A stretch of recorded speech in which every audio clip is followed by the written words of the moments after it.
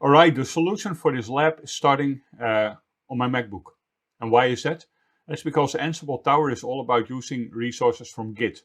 And I am going to make sure that the playbooks that are behind this workflow project are in Git. So I'm starting with create user .yaml, in which I am going to create user. The host Ansible 1 and the tasks. Well, we use the user module with the name set to the username and the password set to password. I keep it simple because I want to focus on the Git workflow, and we've talked sufficiently about passwords in the last lesson. So next I'm using vim create dir, and in there I am going to create directory. Hosts is still Ansible 1. On the tasks this time we are using file to create the path and set the path to username dir, and the owner is set to the username, and we also need state directory, because otherwise the file module doesn't know what to do with it. Then we have the last playbook, which is failing.yaml. In failing.yaml,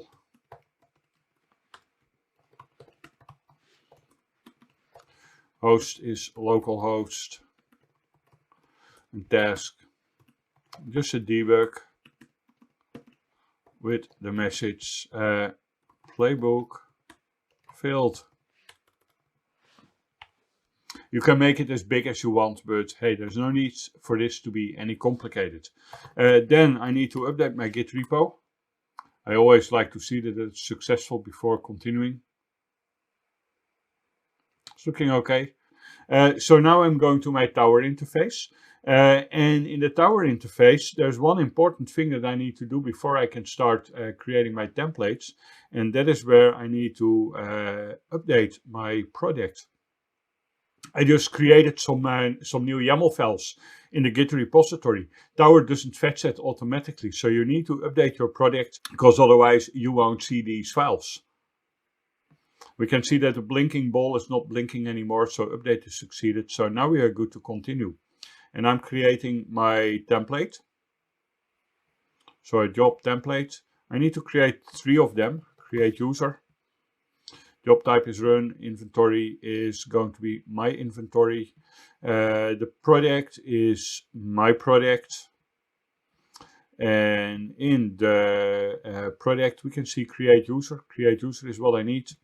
And I am going to use my credentials. It's pretty straightforward for the rest of it. And there is not anything else. Of course, do not forget enable privilege escalation. So I'm saving. And that was number 1. So back to templates. And let's do another job template. Create dir. Job type run. Inventory is the same. Product is the same. Then the create dir is what I want to run, and there we have the credentials, my credentials, and I need enable privilege escalation in order to do this. Oh, let me save it. And one more template. So once more, a job template, and I call it failing. It's also a run, and the inventory, my inventory, don't really need it because we run it against localhost. The product is my product, And there we go, failing.yaml. And we still do need credentials. And that seems to be all of it. We don't need no privilege escalation because it's just a failure message. Now it's time for what this really is all about. In templates, I am going to use a workflow template and I'm calling it Lab 12. So the organization needs to be filled in. That is the default organization. And we need to complete the inventory, which is my inventory. And whoop, then I can save. And after saving, we can start the design. So starting right here, here is the first thing, and I'm clicking on create user. You need to scroll down. You also need to specify when you want to run it. And that is just always. So I always want to start here. Then I'm clicking plus to add the next one. And that would be create dir. And create dir, as you can see right here, is running on success. That's exactly what I want. So next, we need to create another one. This time I'm adding the failing job, and that needs to be executed on failure. And I'm going down and using select, and then I can save. We have a very simple job template here. So in the workflow visualizer, you can always check how it is working, but we need to do something else, and that is a survey. So enter username, which is going to create username, and the answer type is text with a minimum length of 2. I like having these minimal lengths to avoid any confusion. Then enter password. And the variable is password, and also we have text as the default field and a minimum length of 2. There we go. And I am clicking save, and that should make us good to go. Let's have a quick look at the visualizer again. I like the visualizer. It's all looking good. So let me just save it again. Better be safe than sorry. And then let's launch.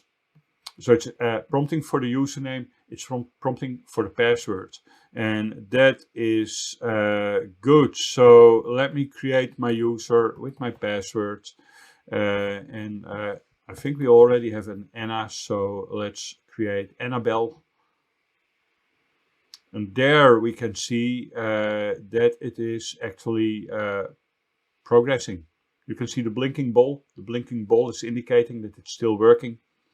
It should turn green pretty soon, and if it does not, then we will see the failing in action. So here we can see it's done on the first job template. Now it's working on the second job template, and that will probably do all right as well. And if that is the case, we will never get to the failing. So yeah, it is all right, and that means that my workflow template is working. That's how you work with workflow templates.